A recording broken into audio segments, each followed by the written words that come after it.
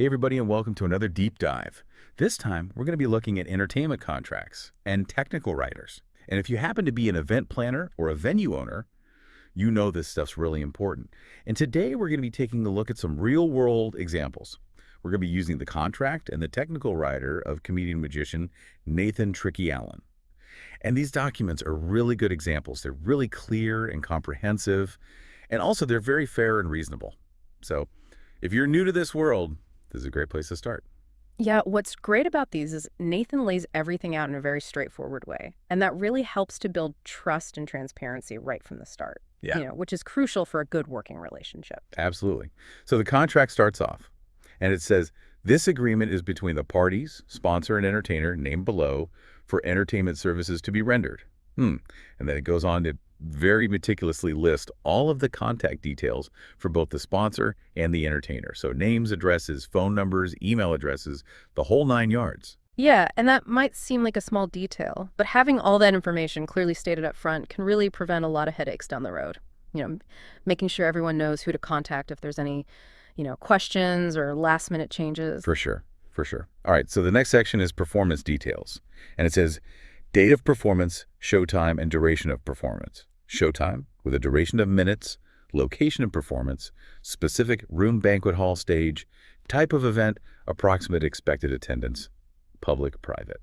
Hmm. So again, everything's laid out very explicitly. So there's no room for, ambiguities. Yeah, exactly. Having those specifics, in writing, it really protects both the entertainer and the sponsor. Imagine if there was like a misunderstanding about, the date or the time or even the type of event. Oh yeah, that could be a disaster. And then it goes even deeper. It says content and rating of act. Entertainers act as a stage stand-up performance, which is typically described as comedy magic. It combines sleight of hand magic, stand-up comedy, situational humor, prop gags, audience participation. So that really kind of, sums up what the act is all about. It does, and that's so important, setting those expectations. It tells the sponsor exactly what to expect from the act, highlighting the interactive and comedic elements. And then he goes on to say it is targeted at adults and will contain adult humor language references, situations which may not be appropriate for children, which, may seem obvious for a comedian magician, but it's really important to state that clearly in the contract. Right. It's all about transparency, Right. protecting both parties from potential complaints or issues later on. And then also to address any concerns about potentially offensive material, there's a section on creative control. It says, the performance shall not include any hurtful or discriminatory material regarding race, political preferences, religious beliefs, sexual orientation, gender identification. Other than these guidelines, the entertainer shall have exclusive control over all creative elements of his performance. And that's a smart move. It strikes a good balance, between giving the entertainer the freedom to create, but also giving the sponsor some assurance that the performance won't cross any lines. Yeah, for sure. All right, so moving on to section 3, entertainer's arrival time for load-in and setup. It starts with time. Approximate time on the day of the event, the entertainer can be expected to arrive to location and performance area to load in, set up, and do a sound and lighting check, AM, PM. Straightforward stuff. It is, but it highlights the importance of, those logistics and that coordination. Having a designated arrival time really helps everything run smoothly, especially when you've got, multiple vendors or performers involved. Yeah, absolutely. And then it goes on to say, load in and setup time. It is requested that the performance area stage be accessible for at least 2 hours before the guests arriving or doors opening to load in and set up. Because depending on the specific setup situation, the load in and setup may take anywhere from 30 to 90 minutes. Yeah, which makes a lot of sense. You don't want to rush that setup process. That buffer allows for any unexpected delays or challenges that might come up and gives the entertainer, plenty of time to test equipment and make sure everything's perfect before the show. Right. And then to ensure that everything runs smoothly, it also says, sponsors shall provide a representative to be present at entertainer's arrival time to show entertainer to the performance space, unlock doors, etc. I can't stress this enough. Having a clear point of contact on site can really make a world of difference. It streamlines communication and just prevents so much confusion. Oh, yeah, for sure. Okay, moving on to section 4, performance area stage. This section's got a lot of really important details, starting with performance area required. Sponsor shall provide an area of at least 8 feet deep by 16 feet wide for the performance to take place. Yeah. That's really important, having those clear space requirements, especially for an act that involves, magic and audience participation. You want to make sure that the performer has enough room to move around safely and interact with the audience. Exactly. And then it goes on to talk about stage options. Visibility raised stage, Hmm? either. A raised stage or platform is not required for this performance due to the smaller size of audience. Mm. Or, it is understood that due to the visual nature of entertainer's performance, the entertainment value and the audience's enjoyment of this performance will be greatly enhanced by having the performance area elevated on a stage platform riser, so that the entire audience, even those furthest from the stage, can clearly see the entertainer. And I like how, it provides some options, but, also explains the benefits of a raised stage. Yeah, Especially, for larger audiences. It makes a big difference for visibility. yeah, for sure. And of course, safety is always, top of mind. It says, safety and stability of stage raised platform. Any stage platform riser provided by sponsor shall be solidly constructed with no soft spots, gaps, uneven sections, which may pose a trip hazard. If the stage is sectional, it must be securely locked together so sections do not slide apart. This is imperative for the safety of the performer and audience participants. Yeah, a wobbly stage is definitely a recipe for disaster. Yeah. So, it's good to see those precautions, in the contract. Absolutely. And then also thinking about steps for audience participation. Mm. If a provided raised stage is taller than 1 foot, sponsor shall also provide stairs for safe and quick access to the stage by audience participants. Yeah. It's those seemingly little details that can really make a big difference. Oh, yeah, they can. And then also to prevent any last minute, you know, chaos. It says access to stage performance area for setup. The performance area or stage shall be ready accessible, otherwise unused, cleared of unnecessary furniture and equipment, and tested for safety before entertainers' arrival time. Yes, that's a good one. Right. Having the stage ready to go and tested beforehand just, prevents those delays, allows the entertainer to focus on, setting up the act. For sure. And then there's a little note that says additional notes about performance area. More info about the performance area staging may be found in the technical details document. So that's kind of a little teaser for the technical writer. Which we'll get into later. It's like a roadmap. Yeah. Okay, so now let's move on to audience seating. It is understood that due to the visual and interactive nature of entertainers' performance, the audience should be seated as close to the performance area as possible and only to the front of the performance area. So this is kind of specific, but it makes sense considering the type of act. Yeah, it does. It really highlights Nathan's understanding of, how to maximize audience engagement. Having the audience close and right in front just, creates a much more intimate and interactive atmosphere. Yeah, for sure. And then he gets even more specific. He says, sponsor shall use its best efforts to A, seat the audience as close to the front of the performance area as possible, no further than 5-6 feet between performance area and first audience row or table, i.e. no dance floor between audience and stage. It creates a kind of a barrier Yeah, between the performer and the audience, and it can really kill the energy of a show that relies on that close interaction. right. That makes total sense. And B, seat the audience only to the front of the performance area, not wrapped around the sides or behind the performance area. And then like the previous section, there's a note, more info about audience seating may be found in the technical details document. So again, a little teaser. The technical writer is going to be full of juicy details. I think so. Okay, so now let's move on to sound, lighting, and electrical. Sound system, either. Entertainer shall provide and operate his own sound system for the performance, or sponsor shall provide the sound system for the performance as well as a competent operator or technician in accordance with the specifications in entertainer's technical details document. This is a great example of providing flexibility, but also making sure that the performer has the necessary tools to deliver a good quality show. For sure. And the same thing with the stage lighting. Stage lighting, either. Entertainer shall provide his own stage lighting to illuminate the performance areas, or sponsor shall provide the stage lighting for the performance, as well as a competent operator or technician in accordance with the specifications in entertainer's technical details document. So again, options and clear specifications. All about clarity and, making sure everyone's on the same page. Absolutely. Then there's a little note about house lighting. Just before the performance begins, the sponsor shall dim the house lights, any lighting over and around the audience, and the house lights shall remain dim for the duration of the performance. This should be planned with venue staff well in advance to avoid a last-minute scramble at showtime.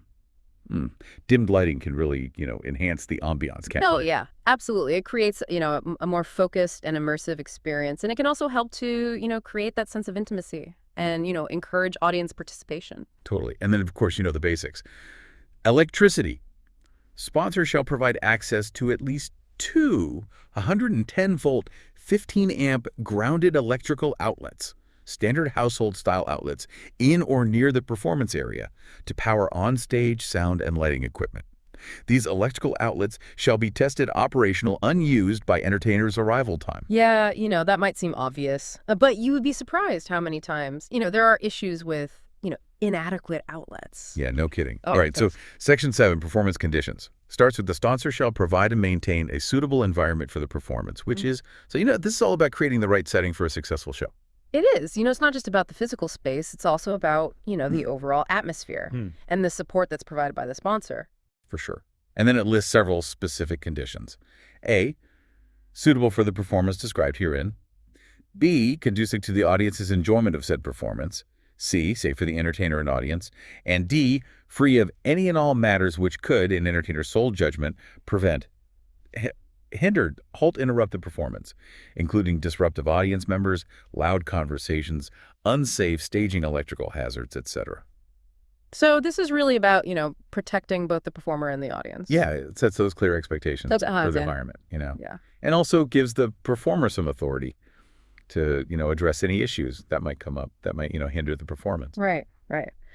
Okay, so now moving on to Section 8, recording photography, intellectual property, which is particularly relevant in today's world. It is, social media, smartphones everywhere. So it does. A small amount of photography and/or video recording for personal use is permitted without special permissions, so long as it is not excessive or distracting to the audience or the performer. Video recording large segments of the performance or the performance in full for online live streaming, commercial distribution, or broadcast is strictly prohibited in order to protect intellectual property and proprietary performance material of entertainer, and in order to protect the entertainment value, which heavily relies on the element of surprise for future audience members.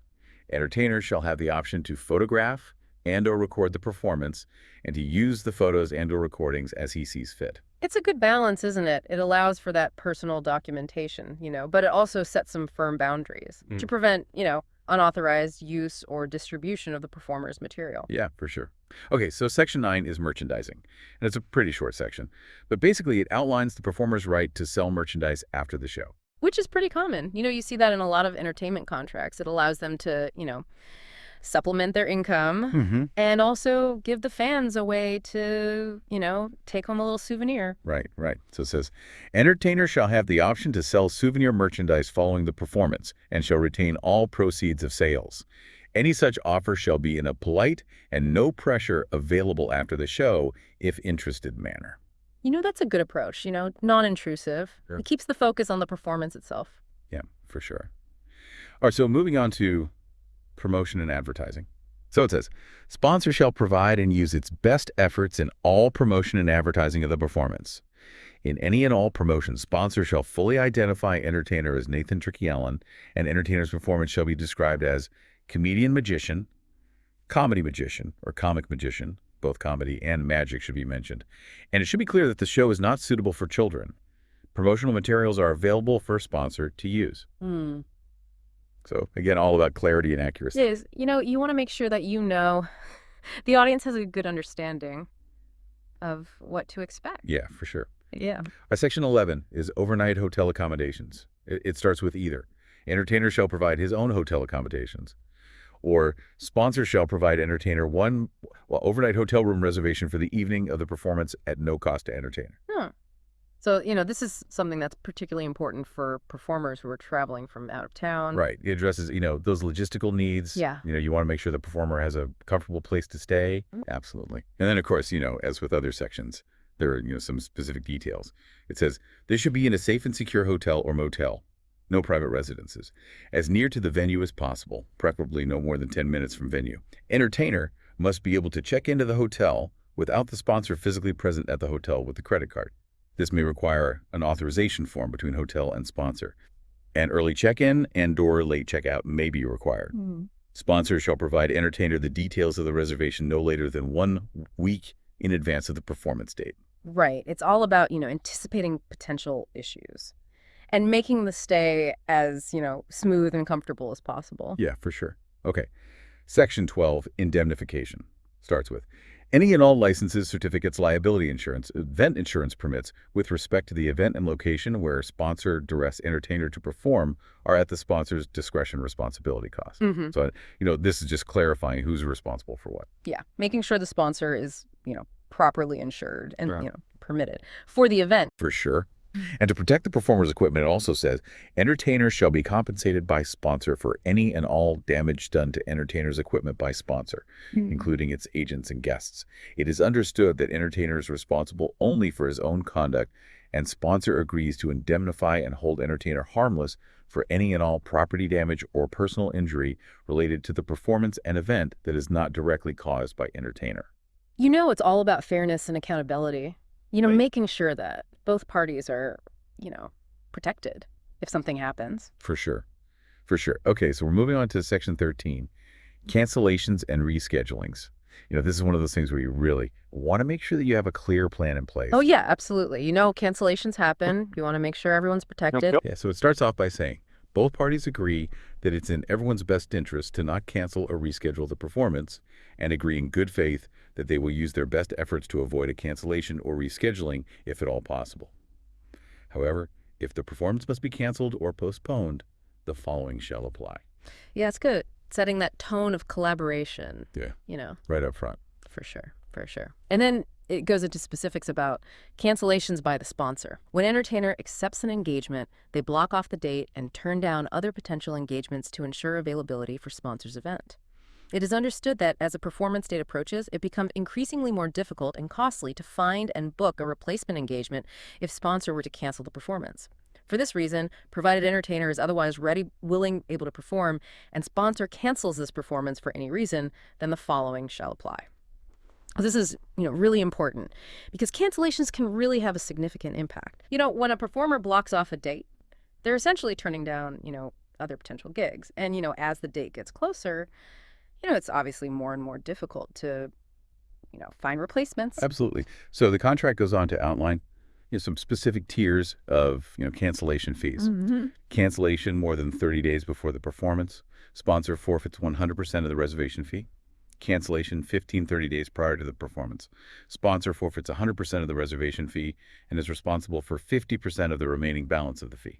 Cancellation less than 15 days prior to the performance. Sponsor forfeits 100% of the reservation fee and is responsible for the full remaining balance of the performance fee. Yeah, it's a pretty fair and reasonable system. Yeah. It incentivizes the sponsor to give as much notice as possible, but it also protects the performer. Yeah, for sure. And then there's also a section on cancellations by the entertainer. If sponsor is otherwise ready, willing, able to host the scheduled performance, but entertainer is forced to cancel his performance for any reason, then the following applies. Entertainer shall issue a full refund to sponsor of any reservation fee already paid. And 2, entertainer will use his best efforts to assist sponsor in finding suitable replacement entertainment. So that shows a sense of responsibility on the performer's part. It does. It recognizes that, things happen, but they're going to do their best to, mitigate the impact. Totally. And then, of course, there's always those, unforeseen circumstances. And that's where the force majeure clause comes in. If an unexpected, unforeseen event beyond the control of either party will make the performance impossible or unsafe, then both sponsor and entertainer will work together in good faith to find a mutually agreeable alternative date. The reservation fee will be retained by entertainer, but this fee may be applied to a future rescheduled date within 6 months of the original performance date, subject to entertainer's availability. Yeah, that's important. Yeah. It's covering those act of God situations. Right, right. Well, So that's a really, well thought out cancellation section. it is. Very well structured. Okay, so now on to section 14, compensation, where, the money stuff comes in. It says, it is understood that entertainer is an independent contractor and not an employee of sponsor. All parties involved agree to keep these compensation amounts confidential, except where disclosure is required by law. And then it breaks it down into the specific fee and payment structure. Total fee, the total monetary compensation agreed upon for this engagement of entertainer is, and shall be split into 2 payments. A, payment 1, reservation fee. To reserve the date, sponsor shall make a payment to entertainer in the amount of using the secure web page, card, PayPal, Venmo, or Zelle are accepted. This agreement is not valid until this reservation fee has been processed. This payment is due upon receipt of this agreement. B, payment 2, balance. The remaining balance of shall be paid to entertainer on the date of the scheduled performance. Business checks, money orders, cash, or the web page all accepted for the payment of the balance. Yeah, it's good. Very specific because you know how the payments are going to be made. Yeah, absolutely. And then finally, the last section of the contract, Section 15, approval of this agreement. Both parties agree to the terms and conditions of this agreement. Each party's representatives warrant that they are the valid representatives of their respective parties and are authorized to enter their parties into this agreement. Sign and date. All right, so that's where it becomes official. Both parties signing, making sure that everyone's in agreement. So we've just gone through a lot of material. That contract was really impressive, very thorough, well-structured. It is, yeah. Great example. Yeah, absolutely. But wait, there's more. We've still got that technical writer to explore. Can't wait. I'm excited about this one. Okay, so let's take a look at the technical writer now. I'm excited about this. Yeah, this is where the rubber meets the road, so to speak. Yeah, this is where we really see, the specifics of setting up for good performance. Yeah, exactly. All right, so the first thing we see is a heading. It says, for the upcoming performance at your event or venue. And then underneath that, it says, November 9, 2024, somewhere east of Omaha. Oh, I like that. Yeah. I like that too. A little bit of humor. Yeah, keeps it light. Yeah, definitely. Okay, so then there's a little intro from Nathan himself. It says, well, hello there. Nathan Allen here, the comedy magic guy. Looks like we'll be working together on an upcoming event. That's pretty neat. This is my technical details document. Even though it's 7 pages, you'll see that my requirements are actually quite basic. And compared to many other acts, I'm pretty easy to work with. Yeah, setting the tone right. Yeah. Very approachable. Yeah, and then he boils it all down to this. Yeah. Because I do an interactive comedy and magic show, the audience must be able to see me, hear me, and interact with me. Which makes sense. Yeah. That's the whole point of this document, right? Yeah. Making sure that the audience can see, hear, and interact. Absolutely. Then he says, this document is intended for anybody involved in the technical production of the event. Event planners, venue staff, stagehands, sound and light techs, etc. It explains what I need to do my job properly so we can give the audience the best show possible at your event or venue. It takes a village to put on a good show. Totally. And then he encourages people to ask questions. It's careful attention to detail that makes events and performances the best they can be, so carefully read through this stuff, and if you have any questions, no matter how minor or insignificant they may seem, get a hold of me. Yeah, good communication is key. For sure, for sure.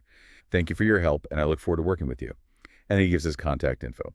All the essentials. All right, so the next thing we see is a general layout, which is actually a diagram showing a typical stage setup. So we've got the stage, you've got this audience seating, sound, lighting. Yeah, it's always good to have a visual, Yeah. just to make sure everybody's on the same page. Oh, yeah, absolutely. Yeah. So then we get to arrival time. And it says, typically, I like to have about a 2-hour block of time before the guests arriving or doors opening to load in and set up. There should be an arrival time listed on the performance agreement. If you don't have access to that, contact me. If an earlier time is required, let me know so I can adjust my travel plans. Whatever time we agree on, please have somebody present at the venue at that time to unlock doors, show me where I'm setting up, etc. Then we've got load in door and parking. And it says, I would love to use a door that is close to the performance area, backstage door, etc., to reduce the time spent loading in, if possible. If there's a backstage door that I can park at to load in, just let me know if I can stay parked there or if I should move my vehicle for the duration of the event. I'm cool with whatever. I'm not a superstar diva yet. Oh, I like that. Keeping it light. Yeah. Flexible. Yeah. Willing to work with the venue. Okay, so now we're getting to the more specific technical stuff. Performance area stage. It says, I'll need a place to perform, which should be at least 8 feet deep by 16 feet wide, minimum. Larger, if possible. Except in rare circumstances, I will fully need this entire space for setting up and performing my show. This space cannot be occupied by Bandy J karaoke equipment, furniture, party decorations, etc. Yeah, those clear space requirements can really prevent a lot of headaches. Oh, yeah, absolutely. Yeah. Making sure everybody knows exactly how much space is needed. Yeah. And that's going to be clear. Yeah. Then it talks about visibility. Everyone must be able to see the show, so this area should be elevated on a stage or platform so the entire audience, even those seated in the back of the audience, can easily see the show. A good general rule is 1 foot of stage height per 100 people, up to 4 feet, 300 attendees, 3-foot-tall stage. A stage is usually not needed for groups of 50 or less. That makes sense. You want to make sure everybody has a good view. Yeah. Absolutely. And then, of course, safety is always a big concern.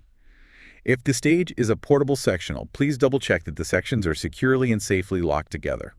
Please have this area ready tested for safety, and cleared of all other equipment and furniture before I arrive. Yeah, that's so important, making sure that the stage is secure. Yeah, you don't want any accidents. No. All right, so next up is stairs for audience participants. And it Yeah. says, I use a lot of audience participation, and we do not want anyone to be injured or embarrassed trying to climb on or off stage. If your stage is taller than 1 foot, please include safe and sturdy stairs for use during the show. It is preferable that these be located at the front of the stage, either center stage or off to one side or the other. Right, making sure that it's easy for people to get on and off the stage. Yeah, and then he even goes into detail about, making sure that the access is easy. The goal is this. We want a quick, direct, safe, easy route from audience to stage without leaving the audience's view during the show. I highly recommend marking the edges of the steps with brightly colored tape to help prevent any participants from tripping. Yeah, it's Yep. all those little details. Oh, yeah, for sure. Then we get to curtain backdrop behind stage. And Nathan says, a backdrop helps to dress up the appearance of your show, creating a more impressive, theatrical, show-like atmosphere. So you can hang some pipe and drapery if you like. It's usually not a requirement, though, in most cases. But sometimes it is necessary if the wall behind the stage or performance area has reflective surfaces, mirrors, windows, framed posters, etc., off which the stage lights will reflect. A curtain will prevent the stage lighting from reflecting back into your audience's eyes and blinding them. Entertainers are accustomed to staring into spotlights, but audiences are not. Plus, a big reflective window or mirror right behind a magic show, giving everyone a backstage view. Not a good idea. LOL. Yeah, so it's not just about, aesthetics. It's Right. also about, making sure that there are no distractions. Yeah, like those reflections. Yeah. All right, so next is electricity. I'll need a minimum of 2 operational 110-volt grounded electrical outlets located in or very near the performance area to power my gear. One standard 15-amp circuit is sufficient for the sound and lighting equipment I personally travel with, but if additional appliances or sound lighting equipment are also powered by the circuit, we may need separate circuits to play it safe and avoid tripping a breaker. Please test the outlets to be sure they're functional before I arrive. The basics, Yeah. but so important, having reliable power. Yeah, for sure. Okay, so now we're on to audience seating. When planning how to set up the tables and seating, here's some details to keep in mind so your show goes as well as possible. The audience members should all be seated near one another, as opposed to scattered throughout the room. When people are seated near one another, they feel more together as a group, less self-conscious about laughing, and have more fun. The old adage, laughter is contagious, is very true. So it's about, creating that energy. Yeah, that group dynamic. Yeah. And then he talks about proximity to the stage. He says the first rows of the audience should be as close to the front edge of the stage as possible. The front row of seats or tables should be no more than 5 to 6 feet from the stage. No dance floor between audience and stage. The show is very interactive and needs a lot of people up close, front and center. The closer your audience, the better your show. Seriously, no dance floor there. Yeah, he's really adamant about that no dance floor thing. He is. But it makes sense, for a show that's, Well, very interactive. Totally. The audience should only be seated to the front of the stage. If at all possible, seating should not wrap around the sides of the stage, as anyone seated way off to the sides will have a terrible view and not enjoy the show as much, because you got to see a magic show to appreciate it. Also, people having a backstage view of a magic show isn't good. Right. It's all about that optimal viewing experience. And to really kind of illustrate that point, he includes a couple sample diagrams for clarity, showing the ideal seating layout versus the one where it's kind of wrapped around the sides. Always good to have those visuals. Oh yeah, for sure. Okay, so next up is sound system, and it starts off with a note. This section might not apply to your specific event. Sometimes I provide my own sound system. Check with me if you're unsure. If you are providing the sound system, this is what I'll need. Professional system. The sound system must be at least a 2-speaker, full-range, professional PA system of a respectable brand, which is capable of providing loud, clear, full-range sound coverage to the entire audience, with no distortion, no clipping, and no feedback. Banquet hall systems that are built into ceilings and lecterns, home karaoke systems, are not acceptable.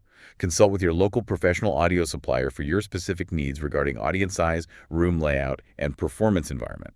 So, setting the standard there, Yeah. high quality professional sound system. Yeah, absolutely. Then he talks about microphones. I will need 2 microphones. The first mic must be a professional quality handheld cordless mic. This must include all required accessories and fresh batteries. The second mic is primarily a backup and should be a hardwired handheld microphone, also professional quality, with plenty of cord to allow freedom of movement to all parts of the stage, and one straight standard microphone stand and holder clip, which fits this wired mic. So a backup mic is always a good idea, Yeah, just in case. you never know. Oh. And then he talks about music playback. In addition to the channels required for the microphones, the sound system must have one additional, separately adjustable dual RCA input into which I can plug my Bluetooth music receiver. The input for this receiver should be located stage side, within view of center stage. I'll also need one electrical outlet near this input to power this receiver. Yeah. So it's interesting. He's bringing his own music, but he needs the venue's sound system to play it. Yeah, he's relying on them for that. Yeah. But, he needs that specific input Yeah. for his setup. Yeah, for sure. Yeah. And then a simple note about sound effects. Effects. None. My mic should be dry. No effects, no distortion, no reverb. And we can lightly tweak the RCA music channel during sound check so it sounds the best. That's a common preference among performers, Yeah. especially, comedians and magicians. Yeah. They want to make sure that their voice is clear. Absolutely. Yeah. And then, of course, the setup and testing. The system should be set up, tested, and operational before I arrive. There should be a competent and experienced operator of the sound system present at my arrival time so I can get my music equipment plugged in, do a sound check, and make any adjustments. The operator should also be there during the show to handle any problems if they arise. Right. That sound check is crucial. Oh yeah, absolutely. And then he notes, audio cues, none. I handle all of my own cues and volume adjustments remotely during the show, including my pre-show intro closing music. So he's in control. Yeah, he likes to have that control. Okay, now we're moving on to stage lighting. And just like with sound system, he starts off with a note. This section might not apply to your specific event. Sometimes I provide my own lighting. Check with me if you're unsure. If you are providing the stage lighting, here are the details. Main lighting. The main lighting needs to illuminate the stage with a general bright white wash from the front, from the audience's point of view. The color or temp of the white lighting should be around 3500 4000 K. Lower than that, soft white is too yellow, and higher than that, daylight, tends to be too harsh and has a sickly blue tint. Some very specific instructions there for the lighting team. And then he talks about spotlights and cues. Follow spots. If you have spotlights, you can just open them up wide, set it and forget it. I do not need a follow spot operator in most cases. And just like with the sound, there's that emphasis on prep. Setup time. The lighting should be set up, tested, and operational before I arrive. Technician. There should be someone present at my arrival time who knows how to operate the lighting so we can make adjustments if required. The technician should also be present during the show to handle any problems if they arise. Yep, making sure everything's working. Additional stage lighting. Optional. Additional side, top, or back lighting is great if you like, as long as the main key lighting is all from the front, from the direction of the audience. Be careful to not blind the audience with any backlighting. Lighting cues. Other than turning the stage lights on at the beginning of the show and turning them off at the end, I have no special lighting cues or effects. Pretty simple, straightforward. Yeah, he likes to keep it pretty basic. Yeah. And then there's another nice little diagram for clarity, showing, the stage audience and the lighting. Love those visuals. Yeah, they're so helpful. Okay, so next, house lights. Just like a theater or comedy club, you'll want to make the house where the audience is seated as dark as possible. Just prior to the show starting, please dim the house lighting over and around the audience. This helps focus attention onto the illuminated stage and enhances the theatrical atmosphere. And, most importantly, people tend to relax, be less self-conscious, enjoy the show more, and be more responsive in a darker showroom. Adding some colored uplighting to the walls, corners around the audience looks nice and helps provide some fun ambient lighting, but is not required. Right. Dimmed lighting can really create a different mood, make people feel more comfortable. Absolutely. All right, food and beverage service. This is one I think a lot of people don't really think about. Yeah, it can be tricky. Yeah, so Nathan says, if drinks will be sold during the show, 99% of my gigs, the goal is to try to do so quietly. Orders should be whispered, no blenders, empty cans and bottles should not be thrown loudly into the bin, etc. If meals are served before the show, we must allow enough time for the meals to be finished prior to showtime. People cannot enjoy a live interactive show while eating. It is not possible to laugh, applaud, and participate in an interactive show with a knife in one hand, a fork in the other, and a mouthful of steak. Also, dinner being served often necessitates about half of the audience turning their chairs to face away from the stage toward their plates, which kills the energy of the show and sets up the entire performance for failure. And last but certainly not least, eating during live comedy is a choking hazard. I'm not being dramatic. I've seen it firsthand. Yeah, those are all good points. Yeah, no kidding. And finally, the last section of the tech writer is distractions. To give your audience the best show possible, it must be interruption-free. If possible, hold your entertainment event in a room separate from any televisions, jukeboxes, house music, pool tables, and gaming machines. If that's not possible, these distractions need to be turned off prior to the show beginning. The earlier the better, so you don't have to worry about a last-minute scramble right before showtime. Thank you in advance for your kind attention to these details. Let's give your audience a great experience. Nathan. Yeah, all about minimizing those distractions so the audience can focus on the show. Yeah, absolutely. Wow, that was amazing. So much detail in that technical writer. It really makes you realize how much goes into putting on, a good show. It does. And Nathan's thought of everything, hasn't he? He has. I'm really impressed. Yeah. It's not just about, protecting himself. It's also about making sure that the audience has a good time. Exactly. And that the event runs smoothly. It's all about the experience. Yeah. For everybody. Yeah. And you know what I really liked? Is that he's very professional, but he also had a good sense of humor. Yeah. He's very approachable. Yeah. It didn't feel like it was, all business. No. It was like, we can have fun with this. Exactly. Let's work together. And, that can really make a difference, I think, when you're working with people. Oh, yeah. If you feel like you're on the same team. Yeah. Things just go so much more smoothly. Absolutely. So for our listeners out there, yeah, the event planners, the venue owners, what are some of the key takeaways from this? Well, I think, the biggest one is just, the importance of communication. Yeah. Clear communication. Clarity. And, thorough documentation. Yeah. Nathan's contract and tech writer really set a good example for that. They do. They cover all the bases. And they're so clear. They are. And, that can prevent so many problems. Oh, yeah. Misunderstandings, disputes later on. And I think the other thing is, don't be afraid to inject a little bit of personality into those documents. Oh, yeah. Have some fun with it. It doesn't have to be, know. dry and boring. Right. You can still be professional. Yeah. But, you can also show people that you're, easy to work with. So for those of you who are interested in booking Nathan Tricky Allen, where can they find him? He's got a website, adultsonlymagic.com. Adultsonlymagic.com. Yep. Perfect. All the info's there. Great. Well, I think that wraps up this deep dive. I hope you all found this informative and maybe even a little bit entertaining. It's been fun. And remember, whether you're planning, corporate event, a wedding, a private party, clear communication is essential. Absolutely. And a little bit of planning goes a long way. It does. So thanks for joining us. Thanks, everybody. You're known as more of an adults-only entertainer. What does that mean in the world of magic?